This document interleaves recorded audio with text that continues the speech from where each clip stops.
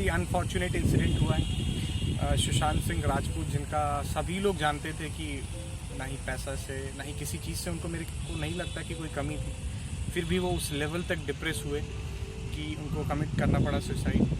और ये ऐसा फिनोमिना है कि किसी के लिए भी हो सकता है ना। अभी सुनते हुए लगता है कि this can not happen to me, या मुझे नहीं हो सकता है, आपको नहीं हो सकता, हम तो ऐसे, ये किसी को भी हो सकता है। आप समझेंगे भी नहीं, आप जानेंगे भी नहीं किस समय आप वहाँ पर पहुँच जाएंगे, और जब पहुँच जाएंगे तब आपको पता लगेगा कि मैं यहाँ पर पहुँच चुका हूँ। और ये एक ऐसी स्टेट होती है जहाँ पर सुसाइड होना एक बहुत आम बात है, क्योंकि आप उस समय ऐसे थॉट्स प्रोसेस में घिरे हुए होते हो कि आपको दूसरे थॉट्स नहीं आते।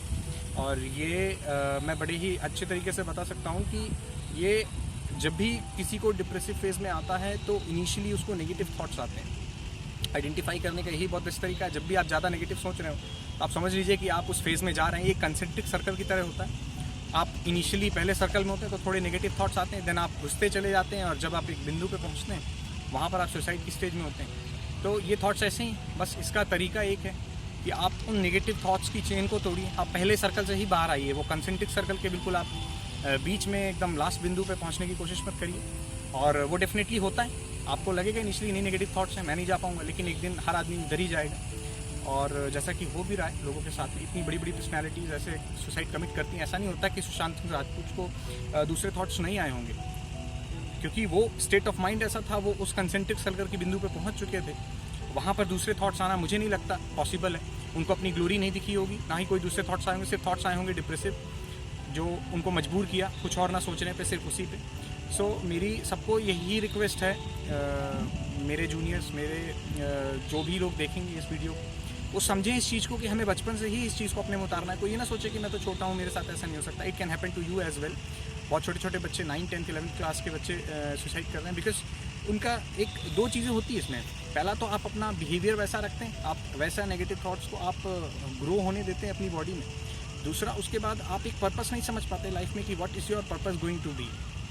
अब वो पर्पस ना होने की वजह से क्या होता है, जब भी आपका कुछ आपने एम किया वो अचीव नहीं कर पाया, तो आपको लगता है कि एवरीथिंग एंड्स, है ना। तो एक कोई ऐसा विजन होना चाहिए जिससे आपको हमेशा खुशी मिलती रहे। वो विजन ऐसा होना चाहिए कि बस ऐसा ना हो कि ख़त्म हो गया सब कुछ उसके बाद, है ना। तो हमेशा आपको फ्लेक्सिबल रहना चाहिए अपने विजन को लेकर। ऐसा हमें अपने लाइफ का विजन बनाना चाहिए। दूसरा, नेगेटिव थॉट्स को नहीं कभी भी पालना है। नेगेटिव थॉट्स को हमें हमेशा अवॉइड करना है, ब्रेक करनी है चीज़। कभी किसी के लिए भी एनमिटी आती है, कभी कैसा भी थॉट्स आता है, उस थॉट्स को हमें दूर करना, उस थॉट्स को कभी भी नहीं पालना।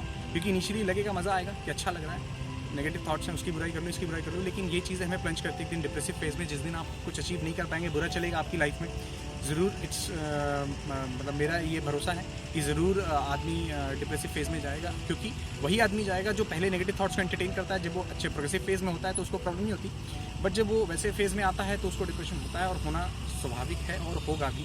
जो इन चीज़ों को अपने अच्छे फेज़ में समझ कर अपने व्यवहार को बदलेगा, वो कभी भी डिप्रेसिव फेज़ में नहीं जाएगा, स्ट्रगल करेगा, बुरे टाइम पर जानेगा कि नहीं, मुझे इस चेन को ब्रेक करना है, मुझे इसमें नहीं रहना है।